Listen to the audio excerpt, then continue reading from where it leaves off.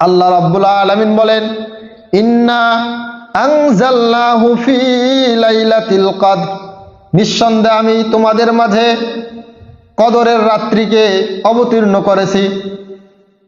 ওয়া মা আদরাকা মা লাইলাতুল কদর।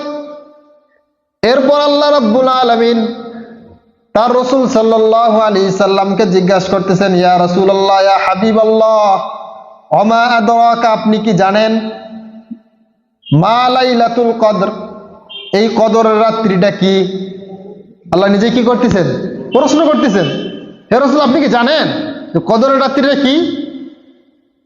তো আল্লাহ রাসূল সাল্লাল্লাহু আলাইহি সাল্লামকে এরপরে আল্লাহ রাব্বুল আলামিন জানায় দিচ্ছেন, লাইলাতুল কদরি খায়রুম মিন আলফি শাহর, কদরের রাত্রিতে এমন দামি, খায়রুম মিন আলফি শাহর, যে রাত্রিটা হাজার মাসের থেকেও উত্তম। জোরে বলেন না সুবহানাল্লাহ।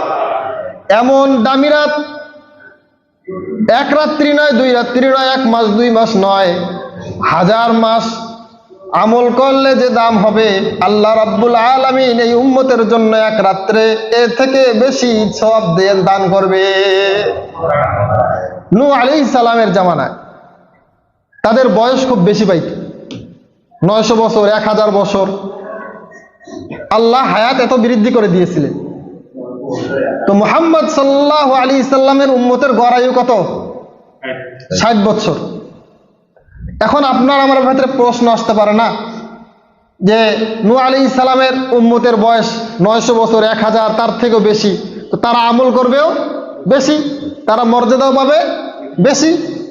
আমরা আবার আল্লাহ আমাদেরকে অপরাধ করে ফেলছে, জুলুম করছে, মনে আসতে পারে না? কিন্তু আল্লাহ রাব্বুল আলামিন কি জুলুম করেন? না, আল্লাহ রাব্বুল আলামিন জুলুম করেন না, জুলুম করাকে পছন্দ করেন না। তো আল্লাহ রাব্বুল আলামিন আপনার আমার ভেতরে 1000 বছরের জীবন দেন নাই, কিন্তু এমন একটা জীবন দিয়েছেন যে জীবনে আপনি পাবেন 60 বছর, কিন্তু 1000 নয়, হাজার হাজার বছরের আমল নামায় আপনার সব নিতে পারবে। আপনি যদি 20 বছর হায়াত পান, 20 বছরে আপনি 20টা কদরের রাত্রি পাবেন। 30 বছর হায়াত পাইলে 30টা কদরের রাত্রি পাবেন। 50 বছর পাইলে 50টা কদরের রাত্রি পাবেন। তাহলে আপনি একটু বাড়িতে গিয়ে মোবাইলে সার্চ দিয়ে একটু ক্যালকুলেটরটা বের করে যোগ বিয়োগ মাইনাস করে দেখেন যে একটা রাত্রের আল্লাহ সব দিয়েছেন যে 1000 মাসের থেকেও বেশি দাম। তাহলে আপনি 50 বছরে 50টা লাইলাতুল কদর পাইলেন। আপনার জীবন